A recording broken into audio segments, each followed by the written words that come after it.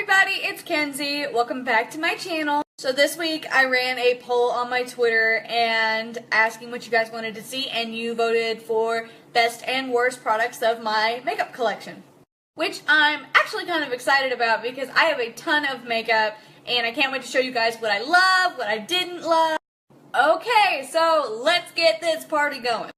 My first one's going to be a moisturizer. It is the Fresh Rose Deep Hydration Mask, and I love this. I've used it in my last 3 videos. What I love about this moisturizer, besides that it just smells amazing, it makes my face so soft. I have a really bad problem with dry skin and it completely fixes it. Next, I'm going to talk about primers, and I'm going to show you my holy grail, and it is the Farsali Unicorn Essence Primer. So I had seen this in 100 YouTube videos of different people using it, and I really didn't want to buy it at first because it's kind of expensive. And you originally could only get it from their website, but once Sephora picked it up, I decided to just bite the bullet and get it. I want to say it runs like $54 at Sephora, but I can't really remember. It's absolutely amazing. It adheres to the skin beautifully. Because when you buy a primer, you want something that once you put it on, it becomes tacky, because that's what holds your products on. That's what holds your foundation on. And the Unicorn Essence, it goes on really smooth and then it becomes tacky and makes your foundation stick to your skin. And it smells like cookies. I love it. So, a next product that I love is the Maybelline Baby Skin. I love a good silicone primer because I feel like it hides your pores so much better. And that's a really big concern to me, is that right through here my pores look like freaking Janine giant pores, and I really don't like that at all. And what's awesome about Baby Skin is that it's a drugstore product. It's like $7. For other products I'm going to talk about that are way more expensive, this is way better. So my first product I'm going to talk about that I don't like is the NYX Pore Filler. And I just don't like the way it applies to skin. And I don't like that because whenever you try to put it on, it doesn't go on in one layer. It breaks up and it looks dirty and it looks like your skin's peeling. It just looks, I don't like it. My next primer that I'm just insanely disappointed in is the Too Faced Hangover X Primer. I'm so sad. Again, I'd seen so many videos where people sing its praises, but I just felt like it didn't hang on to my skin. It didn't do its job at all. And I've heard it's supposed to be comparable, like a cheaper version of, I think it's the Marc Jacobs Coconut Water Primer or something, but I just thought it sucked. And I don't have problematic skin, I have dry skin, but this, I don't know. I mean, I would definitely not use it if you have oily skin at all. But then again, I have not been impressed with really any Too Faced product. That's just me. I just don't think their products are that great. So next I'm going to talk about foundation, and I've already done a foundation video and it really hasn't changed that much, so I'm going to leave a tag up here somewhere, so if you want to watch it you can. However, I have added one to my list, and I am insanely surprised. I've read about this everywhere. And it is the L'Oreal Infallible Pro Glow 24-Hour Foundation. I got this from Walmart. So all of the beauty pages I belong to were just singing its praises. I didn't believe them because I don't really like drugstore foundation. So I finally caved and bought it. I was buying other nonsense from Walmart, came across it, matched my skin. Oh my god, it's amazing for like $5. I'm actually wearing it right now, and it's better than most foundations I've ever used. I will go ahead and say that. So if you don't listen to anything else that I tell you in this video, this stuff is amazing. I wear it in the shade 202 Creamy Natural.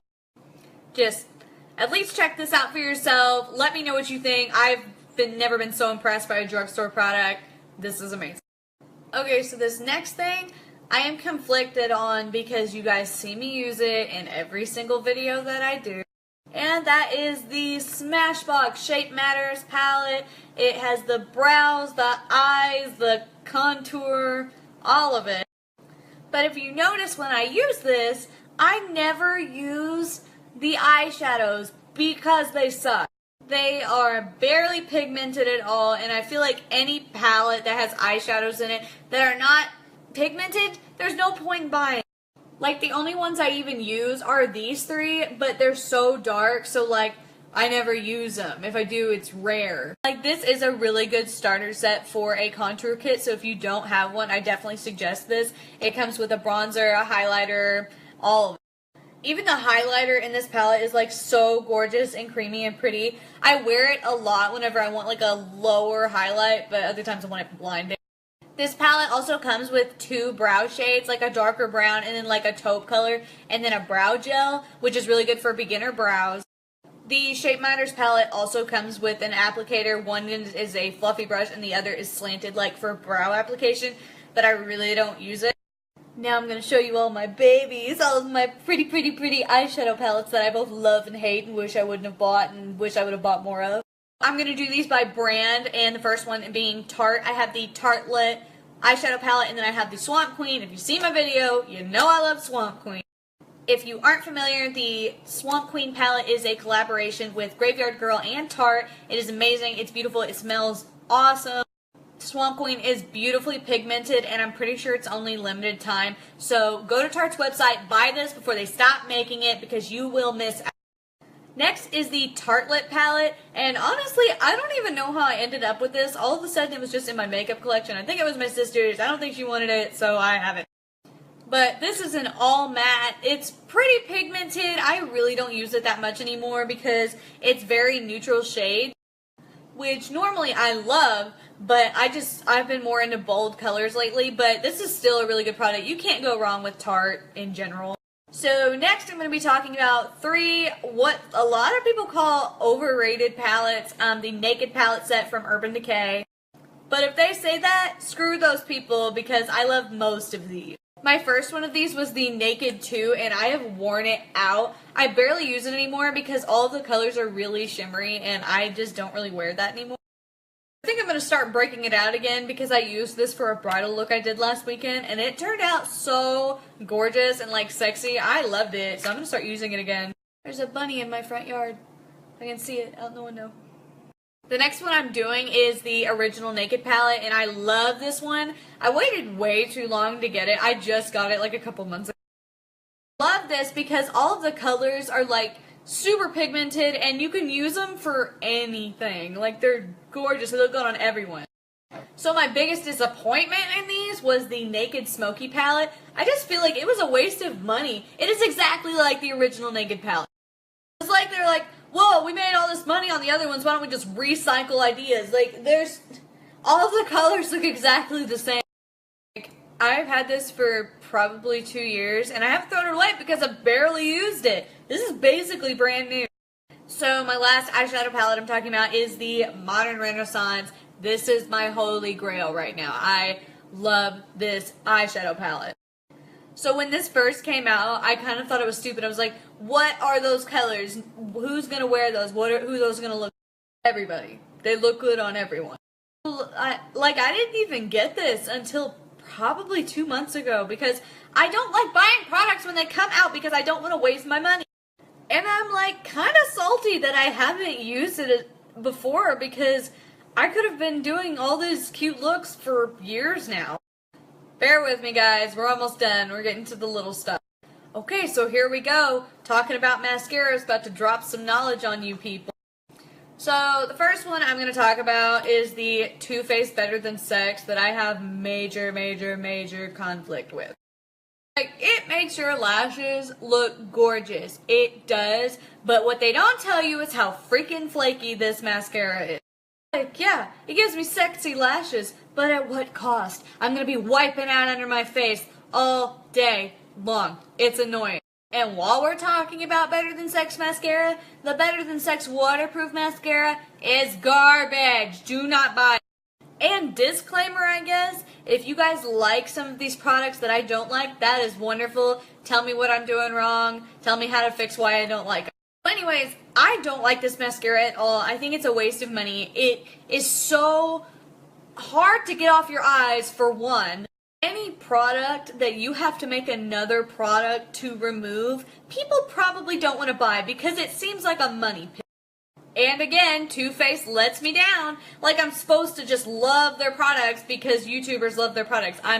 No, I do not. I'm not impressed. They set me off. Too Faced triggers me. I can't.